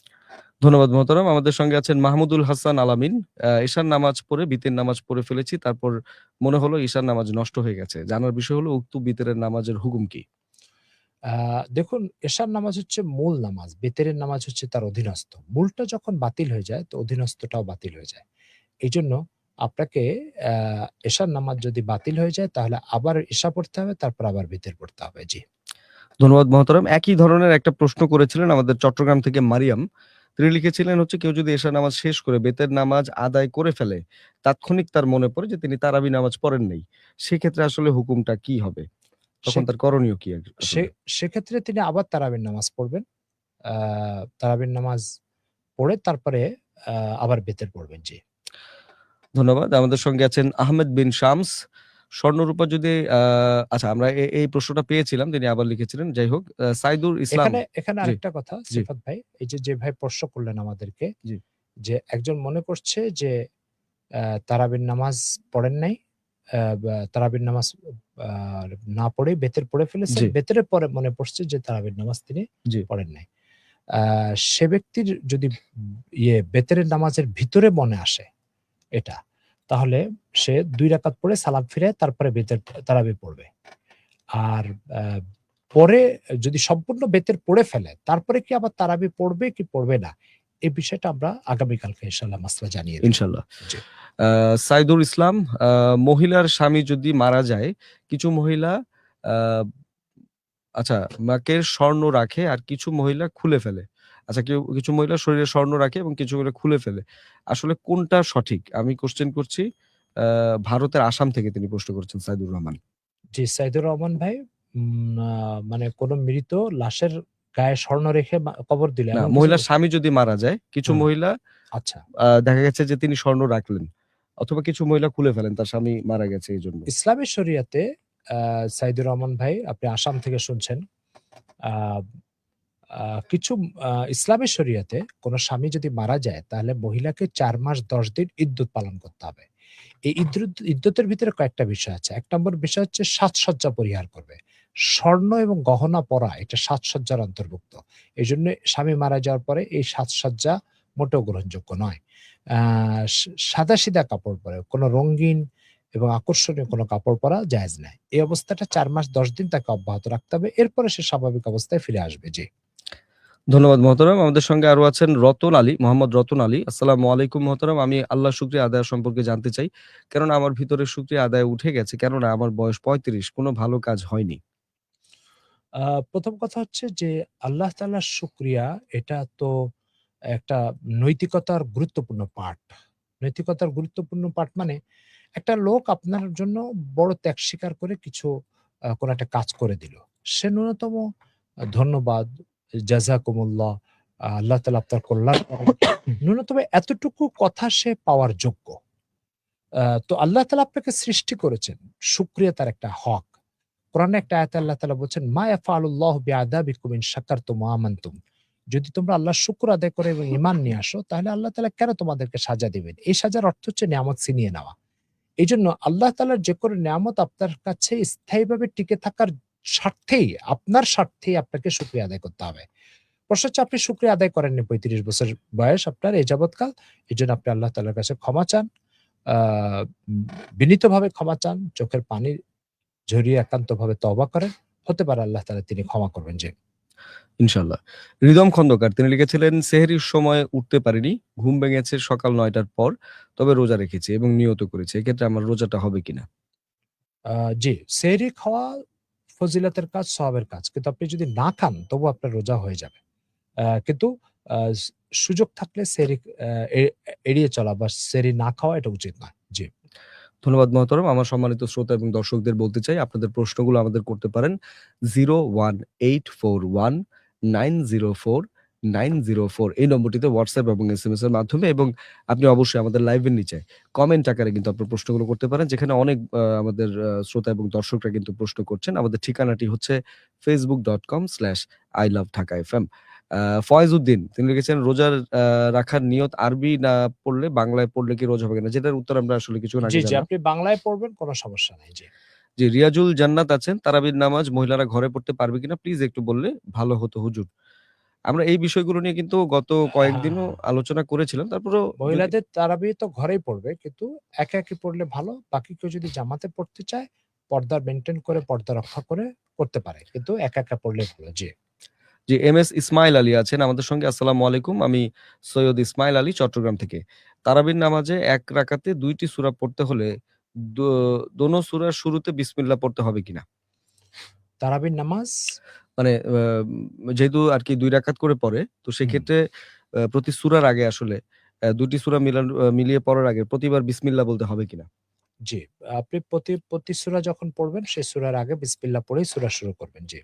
আলিফ লিখেছিলেন, "যারা সৌদি আরবের সাথে রোজা রাখে এবং সৌদি আরবের সাথে মিল রেখে ঈদ করে, কোরআন ও হাদিস থেকে তাদের উদ্দেশ্যে কিছু বলুন প্রিয় শায়েখ আমার।" আ বিষয়টা হচ্ছে যে সৌদি আরবের সাথে মিলায় তো আপনি নামাজ পড়ছেন না। তা সত্ত্বেও যদি আপনার নামাজ শুদ্ধ হয়ে যায়, তো সৌদি আরবের সাথে যদি মিলায় ঈদ না করেন তবুও আপনার ঈদ হয়ে যাবে, নামাজ রোজা হয়ে যাবে। বড় বিষয় হচ্ছে যে আল্লাহ পাক নামাজের সময়টাকে সম্পর্ক করেছেন সূর্যের সাথে, আর আ ঈদ, রোজা, আ মাসের সম্পর্ক ইত্যাদিকে করেছেন চন্দ্রের সাথে। আ তো যেহেতু আমরা আ বা নামাজ যখন পড়ি, তখন আমরা আমাদের লোকাল সূর্যের অবস্থাটা দেখে নামাজ পড়ি। সূর্যের গতিবিধি লক্ষ্য রেখে ফজর, জোহর, আসর, মাগরিবের সময় নির্ধারণ করে। তো ঠিক আমরা যখন ফরজ রোজাটা রাখতে যাব, ঈদটা উদযাপন করতে যাব, তখন আমরা আমাদের লোকাল চাঁদ, এখানে চাঁদ উঠেছে কিনা সেটার দিকে তাকিয়েই আমরা এই ইয়েটা আ উদযাপন করব। অর্থাৎ ঈদ এবং ঈদ রমজান উদযাপন করুন। উদযাপন করব। ফলে সূর্যের সাথে সম্পর্কিত বিষয়ের জন্য যেমন আমরা সৌদি আরবের সূর্যের দিকে তাকাই না, চাঁদের সাথে সম্পর্কিত ইবাদতের জন্য সৌদি আরবের চাঁদের দিকে না তাকিয়ে এখানকার লোকাল চাঁদের দিকে তাকানোর চেষ্টা করি। আশা করি বুঝতে পেরেছেন। জি। ধন্যবাদ মোহতারাম। আমাদের সঙ্গে আছেন জসিমউদ্দিন, মোহাম্মদ জসিমউদ্দিন। "প্রিয় হজরত, কিছু, কিছু মসজিদে কিছু মুসল্লি চেয়ারে বসে নামাজ পড়েন। কিন্তু কিছু, কিছু মুসল্লি জামাতে নামাজের সময় চেয়ারের সামনে দাঁড়ায়, এতে কাতার সোজা হয় না। যে রুকু আর সেজদার সময় চেয়ারে বসে। এখন তারা দাঁড়ানোর দ্বারা কাতার সোজা না হওয়ার জন্য কি সে গুনাহগার হবে?" বিষয়টা হচ্ছে যে ইসলামে ইবাদত তথা বিশেষ করে নামাজ, নামাজের উদ্দেশ্য গায়াতুত তাজাল্লুল, অর্থাৎ আল্লাহর সামনে মাথা ঝুঁকিয়ে সে তার অপদস্থতা, হেয়তা, অক্ষমতা এবং তার দুর্বলতা সে আল্লাহর সামনে প্রকাশ করবে। এটা যখন মাথা ঝুঁকানো হয় সেজদাতে তখনই শুধু সম্ভব হয়। চেয়ারে বসে শুধু মাথা সামনের দিকে একটু ঝুঁকালে কখনোই আল্লাহ তাআলার সামনে নিজের হেয়তা, দুর্বলতা, অসহায়ত্ব প্রকাশ পায় না। আ উপরন্তু আরেকটা ঝুঁকিপূর্ণ বিষয় হচ্ছে খ্রিস্টানরা তাদের গির্জার ভিতরে চেয়ারে বসে উপাসনা করে। তাদের সাথে একটা সাদৃশ্যতা রক্ষা হয়। এজন্য ইসলামে ইবাদত বা আল্লাহ তাআলার আ গোলামি এটা চেয়ার ছাড়া যদি ফ্লোরের উপর বসে করা হয় তাহলে সবচেয়ে ভালো। রয়ে গেল আপনি অক্ষম হতে পারেন। আপনি রুকু সেজদা ঠিকমতো দিতে পারেন না। তাহলে আপনি বসে, বসে নামাজ পড়েন। সেটাতেও যদি অক্ষম হন তাহলে আপনি চেয়ারে বসতে পারেন। কিন্তু চেয়ারটা আপনি রাখবেন কিভাবে? অনেকে আছে যে দাঁড়িয়ে নামাজ পড়তে পারেন। কিন্তু তারপরে চেয়ারে বসে, বসে নামাজ পড়েন। তো সেজন্য এই আ সেক্ষেত্রে আপনাকে কাতার সোজার সময় চেয়ারটাকে কাতারের সোজা রাখবে আর ব্যক্তি একটু সামনে দাঁড়াবে। নিঃসন্দেহে এটার দ্বারা কাতার বাঁকা হয়ে যায়। কিন্তু এটার বিকল্প কোনো ব্যবস্থাও নাই। সুতরাং এতটুকু আ সমন্বয়হীনতাকে মেনে নিতে হয় আরকি। জি। আ রেদাওয়ান বারী তিনি লিখেছেন, "হুজুর আমার একটা প্রশ্ন হলো যে মহিলাদের জন্য খতম তারাবি বাড়িতে পড়া কি জায়েজ কিনা?" আ আমরা এইমাত্র জবাব দিয়েছি। খতম তারাবি বাসায় পড়তে পারে। তবে একা একি পড়াটা উত্তম এবং সূরা তারাবি পড়াটাই উত্তম। যদি সে হাফেজ হয় তাহলে খতম তারাবি নিজেই পড়বে। জি। আনোয়ার হোসেন আয়ান লিখেছেন, "আমি প্রোগ্রামটি আমি নিয়মিত শুনি।" অনেক, অনেক ধন্যবাদ আনোয়ার হোসেন আয়ান। আমরা আ আপ এটা আরো অনেক ভালো হবে যদি আপনি এই নিয়মিত শোনার সাথে, সাথে আপনি যদি এই প্রোগ্রামটি বেশি, বেশি করে শেয়ার করে দেন। তাহলে আপনার আশেপাশে যারা আছেন এবং বাকিরাও কিন্তু আসলে এই প্রশ্নের উত্তরগুলোর মাধ্যমে অনেক উপকৃত হবেন। এটা আমরা আশা করি। নাজির আগারগাঁ থেকে লিখেছেন, "সেহরি যে সময় লাস্ট টাইম থাকে, খেতে যদি ২-৩ মিনিট দেরি হয় সমস্যা হবে কিনা?" আ আপনি সেহরির টাইম যে শেষ হচ্ছে, তার চেয়ে পরে যদি খান, তাহলে তো অবশ্যই এটা আপনার রোজার জন্য ক্ষতিকারক। বরং ওই রোজাটা এই অসাবধানতার জন্য পরে কাজা করতে হবে। আর যদি আপনি আ সেহরির টাইম শেষ হওয়ার আগেই রোজা শেষ করে ফেলেন, খানা শেষ করে ফেলেন, তাহলে রোজা হয়ে যাবে। আশা করি বুঝতে পেরেছেন। জি। জি, মোহতারাম এই ক্ষেত্রে কিন্তু একটা ব্যাপার থাকে যে সেহরির বেশ কিছুটা সময় পরে আসলে ফজরের আজান দেন। সেটা একজন রোজাদারের চিন্তা না করলে ভালো। তার কারণ জি, আপনি যখন চিন্তা করবেন যে আম আ বা ক্যালেন্ডারে লেখা আছে সেহরি শেষ ৫টা ১৫ তে। এবার আপনি মনে করছেন যে আরো ৫ মিনিট আছে। তখন দেখা যাবে ওর পরে আবার নতুন করে ৫ মিনিট আপনার আমার জন্য সেট করতে হবে। জি, কারণ উদাসীন মানুষ জি, সবচেয়ে শেষ বর্ডার যেটা সেটার পরে আরেক বর্ডার তালাশ করে। জি। তো সাবধানতাবশত আমাদের ওই সময়ের জি, জি, মধ্যেই আসলে জি। সেহরিটা শেষ করা উচিত। প্লেন এয়ারপোর্ট থেকে ছেড়ে দেবে। আমরা কয় ঘন্টা আগে হুম, এয়ারপোর্টে হাজির হই? ৪ ঘন্টা আগে। তাই না? জি, তো প্রশ্ন হচ্ছে যে প্লেনের টিকিট গেলে তো আমাকে কিছু টাকা চলে যাবে। হুম, আর রোজার ক্ষেত্রে আমরা ৪ মিনিট আগে শেষ করতে পারব না কেন? জি, তবে কি প্লেনের টিকিটের মূল্য আছে আর আল্লাহর হুকুমের আর ইবাদতের মূল্য নেই? জি। ধন্যবাদ মোহতারাম আপনাকে এবং আমাদের সঙ্গে আছেন ওয়াসি। তিনি ক্লাস 7 এ পড়েন। তো রোজা রেখে আসলে এই যে গালিগালাজ করলে আসলে রোজা ভাঙবে কিনা? তার প্রশ্নটাই এমন। আ রাসূল সাল্লাল্লাহু আলাইহি ওয়াসাল্লাম বলেছেন, "লা ইয়াকুনুল মুমিনু সাব্বান" মুমিন কখনো গালি দিতে পারে না। অন্য এক হাদিসে আছে, "সিবাবুল মুসলিমি ফুসুক" অর্থাৎ আ একজন মুসলমানকে গালি দেওয়া বড় ধরনের একটা পাপাচারিতা। মোহতারাম হাজিরিন, যে কাজ রোজার বাইরে হারাম, সে কাজ রোজার ভিতরে কিভাবে হালাল হবে? রোজা তো হালাল কাজকে হারাম করে দেয়। খাওয়া-দাওয়া, যৌন সম্পর্ক এটাকে হারাম করে দেয়। তো যখন রোজা হালাল কাজকে হারাম করে দেয়, তো সেখানে হারাম কাজকে আপনি রোজা অবস্থায় কিভাবে করবেন? তাই না? জি, এটা একটা বিষয়। ২ নম্বর একটা বিষয় হচ্ছে আ যে রোজা থেকে কেউ যদি গালিগালাজ করে তাহলে কি রোজা নষ্ট হয়ে যাবে?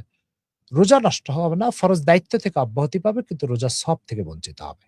তার কারণ হচ্ছে রাসূল সাল্লাল্লাহু আলাইহি ওয়াসাল্লাম বলেছেন, যে ব্যক্তি রোজা থেকে মিথ্যা বর্জন করে না, প্রতারণা বর্জন করে না, গালিগালাজ বর্জন করে না, সে না খেয়ে কষ্ট পাওয়া ছাড়া আর কিছু তার লাভ হয় না।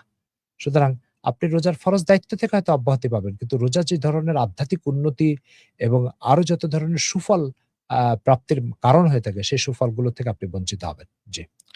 ধন্যবাদ মোহতারাম। আমাদের সঙ্গে আছেন একজন বন্ধু তিনি লিখেছেন, "হুজুর আমরা জানি এশরাক নামাজের সময় হয় সূর্য ওঠার ২০-২৫ মিনিট পর। কিন্তু মাঝে, মাঝে সূর্য উঠেছে কিনা বুঝা যায় না। এশরাক নামাজের ঠিক টাইমটা আসলে জানতে চাই।" আসলে সূর্য কয়টার সময় উঠে, এটা তো আ বিভিন্ন পত্র-পত্রিকা, তথ্য প্রযুক্তির এই ব্যাপক আদান-প্রদানের যুগে এটা জানা একেবারেই সহজ। সূর্য কয়টায় উঠে।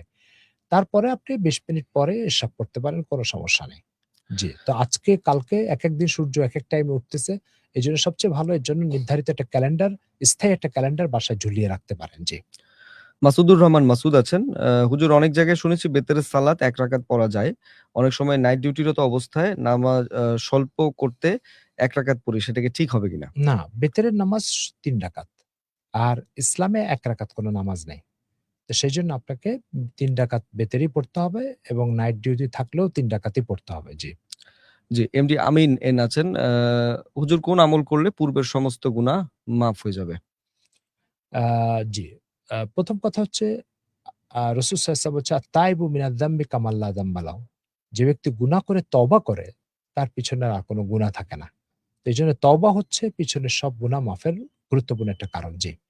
জি, এস.এম. সোহাগ তাজ তিনি লিখেছিলেন, মোহতারাম একজন ইমাম রেখে ঘরে মহিলাদের তারাবি নামাজে জামাত করার হুকুম কি? যাতে আশেপাশের মহিলারা শরিক হয় তবে ফিতনার আশঙ্কাও নাই। ফিতনা এবং বিশৃঙ্খলার আশঙ্কা যদি না থাকে তাহলে করা যেতে পারে। কিন্তু উত্তম হচ্ছে মহিলাদের জামাত পরিহার করে একাকী নামাজ পড়া। জি। জি, আমাদের একজন লিখেছেন, তার নাম তিনি দিয়েছেন গুনাহগার মুসাফির। তিনি হচ্ছেন লিখেছেন, জীবনের অতীতে কবিরা গুনাহ সহ যে সকল গুনাহ হয়ে গেছে সেগুলোর জন্য কি একবার তওবা করতে হবে নাকি একটার জন্য আলাদা, আলাদা তওবা করতে হবে? এবং অতীতের গুনাহ মনে করে করতে হবে নাকি গুনাহগুলো না মনে করেই করতে হবে? আপনার প্রশ্নের জবাবে আমি রাসূল সাল্লাল্লাহু আলাইহি ওয়াসাল্লামের একটা হাদিস শোনাই। রাসূল সাল্লাল্লাহু আলাইহি ওয়াসাল্লামের প্রখ্যাত সাহাবী হযরত আব্দুল্লাহ ইবনে ওমর রাদিয়াল্লাহু তাআলা বলছেন যে রাসূল সাল্লাল্লাহু আলাইহি ওয়াসাল্লাম কোন মজলিসে ১০০ বার তওবা করতেন।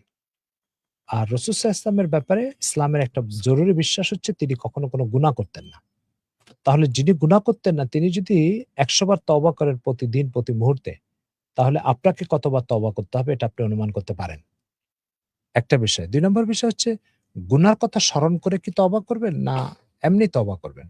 আপনি যদি আপনার অপরাধ ও পাপের তালিকা স্মরণ করে তওবা করেন, সেই তওবাটা একটা অর্থবহ তওবা হবে। যেমন কথার কথা, আপনি যখন একটা ওষুধ খাচ্ছেন, ওষুধটা কি রোগের জন্য খাচ্ছেন? এই ওষুধটা খেলে কোন রোগটা ভালো হবে? এগুলোর অনুভূতি নিয়ে যদি আপনি ওষুধটা খান, সেই ওষুধটার প্রতি যে আন্তরিকতা সৃষ্টি হবে, এমনি মুখস্থ একটা ওষুধ খেলেন আর কি রোগ ভালো হবে কি হবে না এটা আপনি জানলেন না, সেই ওষুধের খাওয়ার প্রতি সেই আন্তরিকতা থাকবে না। এজন্য তওবাটা আপনাকে করতে হবে এমনভাবে যে আপনি সে পাপ মাথার মধ্যে আছে এবং সেটা কত জঘন্য সে অনুভূতিও আছে। এটার জন্য আখিরাতে কত ধরনের ভোগান্তি পোহাতে হবে সেটাও আপনার মাথার মধ্যে আছে। এগুলো সব আপনার তওবার লাবণ্যতা ফিরিয়ে দিবে এবং তওবাকে সজীব তওবা হিসাবে গণ্য করবে। এইজন্য পাপের কথা স্মরণ করে এবং অসংখ্যবার বারবার তওবা করতে থাকেন। জি। জি। ধন্যবাদ মোহতারাম। আমাদের সঙ্গে আরো আছেন আচ্ছা, মুসাফিরের প্রশ্নটা আমরা পেয়েছিলাম। সোহাগ আহমেদ লিখেছিলেন আমাদেরকে যে, আসসালামু আলাইকুম ওয়া রাহমাতুল্লাহ। হুজুর ৪ রাকাত সুন্নত নামাজ আ রাকাত পড়ে দরুদ শরীফ, তাশাহুদ, দোয়া মাসুরা পড়ে ফেলি, তাহলে কি করব? ৪ রাকাত সুন্নত নামাজ রাকাত পড়ে দরুদ শরীফ, তাশাহুদ, দোয়া মাসুরা পড়ে ফেলি, তাহলে কি করব? শেষ বৈঠকে তো আপনাকে এগুলো করতেই হবে। কিন্তু আপনি হয়তো ১ম বৈঠকে করে ফেলেছেন ভুলে এটা জানতে চাচ্ছেন। তো ১ম বৈঠকে যদি আপনি এটা করে ফেলেন তাহলে কোনো সমস্যা নেই। আপনি শেষ বৈঠকে সুজদা দিলে আপনার নামাজ শুদ্ধ হয়ে যাবে। জি। জি, মোহাম্মদ ওসমান গনি আছেন। আসসালামু আলাইকুম। হুজুর কেমন আছেন? আমি ওসমান মাস্কাট থেকে বলছি।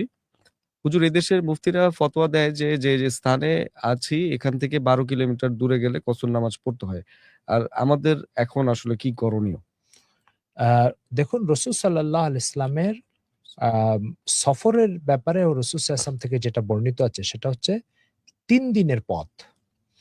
তো গবেষকরা তালাশ করে দেখেছেন ৩ দিনের পথ আল্লাহ রসুল বলছেন দূরত্বে গেলে তাকে কসরের নামাজ পড়বে এবং সে মুসাফির বলে ইসলামী শরীয়তে গণ্য হবে। রসুল ইসলামের টাইমে মধ্যম গতিতে ৩ দিনের পথ যদি কেউ অতিক্রমণ করে তো তাহলে দেখা যায় ১৬ মাইল রাস্তা সে এক দিনে অতিক্রমণ করতে পারে। মধ্যম গতিতে একটা লোক যদি তার যাত্রা শুরু করে তাহলে সুস্থ মানুষ মধ্যম গতিতে যাত্রা শুরু করলে একদিনে ১৬ মাইল। তাহলে ৩ দিনে ৪৮ মাইল। এই ৪৮ মাইল এখন আধুনিক সিস্টেম পরিমাপে সেটা এসে দাঁড়িয়েছে ৭৭.৫ কিলোমিটার। তো একটা লোক ৩ দিনে তো ১২ কিলোমিটারের চেয়ে অনেক বেশি দূর যেতে পারবে। এজন্য কিভাবে আমার তো মনে হয় না কোনো নির্ভরযোগ্য আলেম যার কোরআন ও সুন্নাহর সাথে সম্পর্ক আছে সে ১২ কিলোমিটারের কথা বলবে। এটা মনে হয় কোনো আ অনভিজ্ঞ লোক বা যে প্রবৃত্তির কাছে শরীয়তকে ও প্রবৃত্তির অধীনে শরীয়তকে অনুগত করতে চায়। এ ধরনের কোনো লোকের বক্তব্য হবে। জি। যে আমাদের শফিউদ্দিন পাঠান আছেন। আমি কলকাতা থেকে শফিউদ্দিন পাঠান। আ আব আ অজু করার সময় যদি পানি পান হয়ে যায় তাহলে আসলে রোজা হবে কি হুজুর? দেখুন আ পানি পানের ২ টা অবস্থা। একটা হলো ইচ্ছা করে পানি পান করা। এ তো মস্ত বড় গুনাহ হবে এবং পরবর্তীতে ৬০ টা কাফফারা রোজা রাখতে হবে এবং একটা কাজা ৬১ টা রাখতে হবে। আরেকটা হচ্ছে পানি পান করেছে, গলার ভিতরে চলে গেছে কিন্তু তার ইচ্ছা ছিল না, অসতর্কতাবশত হয়ে গেছে এটা।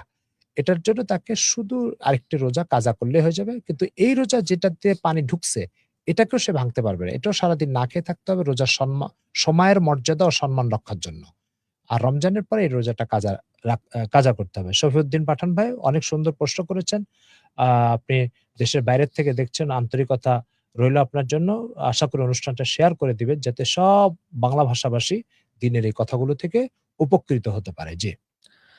ধন্যবাদ। এবং গুনাগার মুসাফির, আপনি একই প্রশ্ন আসলে বারবার করছেন। যে প্রশ্নটার উত্তর কিন্তু মহতারাম খুব সুন্দরভাবে বিস্তারিত দিয়ে দিয়েছেন। আপনি জি, একটু কষ্ট করে, নতুন প্রশ্ন করেন। হ্যাঁ, আপনি একটু কষ্ট করে, আপনি যদি নাও শুনে থাকেন, নাও দেখে থাকেন, এই লাইভে কিন্তু আপনি পেয়ে যাবেন। একটু পেছন থেকে আসলে দেখে নিবেন এবং নতুন অন্য কোনো প্রশ্ন যদি আপনার থাকে সেটা আপনি করতে পারেন। যদিও আমাদের সময় এখন কম, তবে এই আয়োজনটি কিন্তু নিয়মিত আপনি পেয়ে যাবেন একেবারে ঈদের আগ পর্যন্ত বা রমজানের একেবারে পুরো রমজান জুড়ে আপনি আয়োজনটা পেয়ে যাচ্ছেন। মাহদী হাসান আছেন, হুজুর একা কি তারাবি নামাজ পড়া যাবে কিনা? জামাতবদ্ধ হয়ে পড়লে অনেক সওয়াব বেশি পাবেন। বাকি একা পড়লেও আদায় হয়ে যাবে। জি। ধন্যবাদ মহতারাম। আমাদেরকে একজন প্রশ্ন করেছিলেন আকরাম হোসেন, বনানী থেকে আ ঢাকা, এবং লিখছেন, আমার স্ত্রীর উপর রমজানের রোজার একটি কাফফারা ওয়াজিব হয়েছিল। কাফফারার ৬০ টি রোজার মধ্যে ১১ টি রোজা লাগাতার রাখে। ১২ তম দিনে একটি দূরের সফরে বের হলে পথিমধ্যে মারাত্মক অসুস্থ হয়ে রোজা ভাঙতে বাধ্য হয়। ৩ দিনের লাগাতার অসুস্থতার পর ৪র্থ দিন থেকে আবার কাফফারা রোজা রাখতে শুরু করে। আমার প্রশ্ন হলো, সে এখন তার কাফফারা রোজার গণনা ১২ তম রোজা থেকে করবে, না আবার শুরু থেকে শুরু করবে? শরীয়তের বিধান কি? ১ম রোজা থেকে শুরু করবে। ১ এর থেকে শুরু করবে। তার আচ্ছা। কারণ হচ্ছে আ কাফারা রোজার ব্যাপারে যে শব্দটা কোরআন সুন্নাতে আসছে শাহরাইনে মুতাতাবিআইন। নন স্টপ ৬০ টা রোজা। তো যদি কোনো ওজরের কারণে এটা বিরতি আসে, তবুও তাকে ১ এর থেকে থাকতে হবে। শুধু মহিলাদের পিরিয়ড সংক্রান্ত যে বিরতিটা সেটা ছাড়া। আশা করি বুঝতে পেরেছেন। আর যদি এটাতে সে একেবারে অক্ষম হয় তো উনি ফিদিয়া দিতে পারে। অর্থাৎ ৬০ টা মিসকিনকে ২ বেলা খানা খাওয়ায় দিতে পারে। অথবা ৬০ টা ফিতরার টাকা দিয়ে দিলেও তিনি এই দায়িত্ব থেকে অব্যাহতি পাবেন। জি। ধন্যবাদ মোহতারাম। আমাদেরকে সুলতানা, তিনি প্রশ্ন করেছিলেন যে আসলে রোজা রেখে শ্বাসকষ্টের জন্য নেবুলাইজার নেয়া হয়েছিল। এতে কি রোজার কোনো ক্ষতি হয়েছে কিনা? নেবুলাইজারের ভিতরে আপনার থাকে, গ্যাস থাকে এবং সেটা একটা সিক্ততা থাকে। আপনি নেবুলাইজার হাতে দিবেন, দেখবেন যে একটা ওষুধ চলে আসবে এখানে। তো এইজন্য নেবুলাইজারের ভিতরে যেহেতু একটা সিক্ততা থাকে এবং একটা বাষ্প থাকে, এইজন্য নেবুলাইজার রোজা অবস্থায় নিলে রোজা নষ্ট হয়ে যাবে। জি। ধন্যবাদ মহতারাম। আমরা একেবারেই শেষের দিকে যাচ্ছি। আমরা আরেকটা প্রশ্ন নেই। মুসাফির, তিনি প্রশ্ন করেছিলেন, একটি অপরিচিত নাম্বার থেকে গতকাল রাতে একটি মেসেজ আসে। আমি আপনার পরিচিত, কিন্তু লজ্জায় পরিচয় দিতে পারছি না। অর্থনৈতিক সংকটের কারণে আমার বাসায় রমজানের বাজার করতে পারছি না। যদি আপনার জাকাত ফিতরার অংশ থেকে আমাদের কিছু দিতেন, তাহলে খুব উপকৃত হতাম। উনার কথায় মনে হচ্ছে উনি আমাকে চেনেন। এখন আমি উনাকে নিশ্চিত না হয়ে জাকাতের টাকা দিলে কি জাকাত আদায় হবে কিনা? মোহতারাম, আমি এই প্রশ্নটার উত্তর আপনার কাছ থেকে নেয়ার আগে একটু বলতে চাই, গত বছরও কিন্তু এই ধরনের অনেক স্ক্যাম বের হয়েছিল। যারা হচ্ছে আরকি বিভিন্নভাবে নাম্বার কালেক্ট করে এসএমএস এর মাধ্যমে মানে টাকা সংগ্রহ করার চেষ্টা করছিলেন, যেটার সাথে আসলে বাস্তবিকভাবে কোনো মিল ছিল না। ১ম কথাটা থাকে একটা অপরিচিত নাম্বার থেকে যে, আমি আপনার পরিচিত, কিন্তু লজ্জায় পরিচয় দিতে পারছি না। কিন্তু এটা একটা স্ক্যামের মতো আসলে। বুঝতে পেরেছি। আ মানে এটা একটা প্রতারণার প্রতারণার একটা আশ্রয় জাল। নিচ্ছে। জি, জি, ১ম কথা হচ্ছে যে এই ধরনের ব্যক্তিকে জাকাত দেওয়ার ভিতরে কয়েকটা ঝুঁকি আছে। তার কারণ হচ্ছে জাকাত আপনি কাকে দিবেন এটা নির্ধারিত খাত তৈরি করা আছে। কোরআন মজিদে আল্লাহ তাআলা সূরা তওবার ভিতরে বলে দিয়েছেন যে এই শ্রেণী, এই ৮ শ্রেণীর মানুষ জাকাত পাবে। ওই ৮ শ্রেণীর ভিতরে কে আছে আর কে নাই এটা আপনি তাকে না চিনলে বা তার পরিচয় না পেলে আপনি মোটেও তাকে জাকাত দিলে জাকাত আদায় হবে না। তার কারণ হচ্ছে আপনি জানেনই যে সে জাকাত করার যোগ্য কি যোগ্য না, সে ৮ শ্রেণীর ভিতরে না বাইরে। জি। যেহেতু আপনি এটা জানেন না, সেহেতু মোটেও আপনি তাকে জাকাত দিতে যাবেন না। এবং এই কথাটা খুব বেশি প্রচার হওয়া দরকার যে আমাদের শ্রোতাবৃন্দরা খুব বেশি নিজেদের আইডি থেকে এই কথাটা প্রচার করি। যাকে আপনি চিনেন না তাকে জাকাত দিলে জাকাত আদায় হবে না। তার কারণ সে জাকাত খাওয়ার যোগ্য কি যোগ্য না এটা আপনাকে আইডেন্টিফাই করে তারপরে আপনি তাকে জাকাত দিতে পারেন। আর এটা একটা ফরজ বিধান। এটা মোটেও কোনো নফল বিষয় না। আর যাকে জাকাত দিলে জাকাত আদায় হবে না, সেই জাকাত আপনাকে আবারও দিতে হবে। তো কেন আপনি জাকাতের একবারের টাকা ২ বার খরচ করতে যাবেন একটা অসতর্কতার কারণে? জি। আশা করি বুঝতে পেরেছেন। এবং আসলে মহতারাম, এটা আমার প্রশ্ন আসলে। জাকাত খাওয়াটা কি, এটা কি কোনো লজ্জার কোনো বিষয়? না, জাকাত খাওয়া লজ্জার বিষয় না তো মোটেও। যারা আসলে এই ধরনের এসএমএস বা করেন, অবশ্যই আপনি নাম পরিচয় দিয়েই তারপরে আপনি কথা বলার চেষ্টা করবেন। যেটা বলছিলেন যে, আমি আপনার পরিচিত, কিন্তু লজ্জায় পরিচয় দিতে পারছি না। যে জাকাতের টাকা নিতে লজ্জার কোনো কিছু নাই আসলে। যদি আপনি সেটার যোগ্য হয়ে থাকেন, অবশ্যই আপনি সেটা নিবেন। জি, মহতারাম, আমরা একেবারেই শেষের দিকে, অনেকগুলো এসএমএস কমেন্ট ছিল। আমরা সেগুলো নিয়েও কিন্তু একটা আলাদাভাবে এপিসোড করি এবং আগামী পর্বেও আমরা চেষ্টা করি যে সেই প্রশ্নগুলোর উত্তর আমরা মহতারামের কাছ থেকে জেনে নেওয়ার জন্য। তো আজকে বিদায় বেলায় আসলে মহতারাম, আপনি যদি কিছু বলতেন। জি, জি। বিষয়টা হচ্ছে যেহেতু মানুষের জীবনই সীমাবদ্ধ, জি, তাই না? ৫০, ৬০, ৭০ বছর, তাই না? তো জি, যখন পুরা জীবনটাই সীমাবদ্ধ একটা টাইম, তো সেখানে আমাদের অনুষ্ঠানও একটা সীমাবদ্ধ জি, টাইম থাকবে। তো সীমাবদ্ধ মানুষের কোন জিনিস অসীম হয় না। জি, ঠিক আছে? অসীম শুধু আল্লাহ তাআলার কাজগুলোই হয়। জি। তো সেই জন্য আমাদের একটা টাইমে বিদায় নিতে, আমরা যদি 5 ঘন্টাও করি তবু একটা টাইম তারপর বিদায় বিদায় নিতে নিতে হবে হবে। আমাদের। রাইট। তো সেই জন্য আজকে বিদায় নিচ্ছি ইনশাআল্লাহ। আপনাদের এই স্বতঃস্ফূর্ত অংশগ্রহণ আমাদের অনুষ্ঠানটাকে প্রাণবন্ত করেছে এবং এর সজীবতা ফিরিয়ে দিয়েছে। এজন্য আমরা আল্লাহরও শুকর আদায় করে আপনাদেরও কৃতজ্ঞতা আদায় করছি। আলহামদুলিল্লাহ। আজকে বিদায়ের টাইমে যে কথাটা বলে আমাদের শ্রোতাবৃন্দ থেকে বিদায় নিব সেটা হচ্ছে অত্যন্ত ছোট্ট গুরুত্বপূর্ণ একটা কথা। সেটা হলো আম আ ইফতারি করতে বসছেন। এখন আ স্ত্রী, বাচ্চা-কাচ্চা সব নিয়ে বসছেন। ঠিক আছে? এখন ভাবছেন যে সবাইকে নিয়ে একটু আল্লাহর কাছে হাত তুলি। কি বলবো আল্লাহর কাছে? আল্লাহর কাছে সবচেয়ে বলবো যে, "আল্লাহ, দুনিয়াতে যেভাবে সুন্দরভাবে সন্তানাদি নিয়ে তৃপ্তিকর এই মুহূর্তে আপনি বসার তৌফিক দিয়েছেন, জান্নাতে এরকম একটা মুহূর্ত আমাদেরকে বসার তৌফিক দেন। আমিন। তাহলে আপনার দুনিয়াটাও যেমন পারিবারিক ও দাম্পত্য আনন্দে পার হলো, আখিরাতটাও পারিবারিক আনন্দ এবং দাম্পত্য আনন্দে পার হবে। সেদিনের অপেক্ষায় আমাদের জীবনটাকে আল্লাহ তাআলা সমৃদ্ধ করেন এবং সেই দিনের জন্য আমাদেরকে যোগ্য করে দেন। আসসালামু আমিন। আলাইকুম ওয়া রাহমাতুল্লাহি ওয়া বারাকাতুহু। আসসালামু আলাইকুম।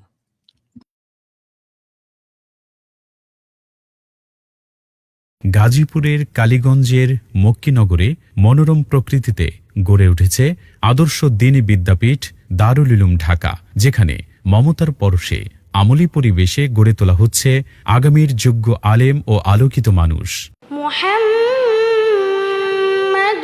রাসূলুল্লাহ ওয়াল্লাযীনা মা'আহু আশিদ্দাউ আলাল কুফফারি রুহামাউ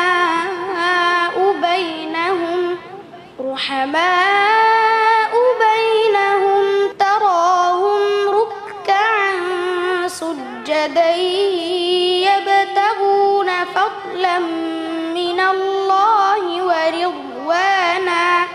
এর অন্যতম আকর্ষণ হল এর সুবিশাল ও মন মাতানো ক্যাম্পাস। মাদ্রাসায় প্রবেশ করলেই চোখে পড়ে সুবিশাল খোলা প্রাঙ্গণ, ফুলের বাগান, ছায়াঘেরা মাঠ এবং প্রশান্তিময় নিরিবিলি পরিবেশ। পুরো মাদ্রাসা এলাকা নিরাপত্তা প্রাচীর বেষ্টিত।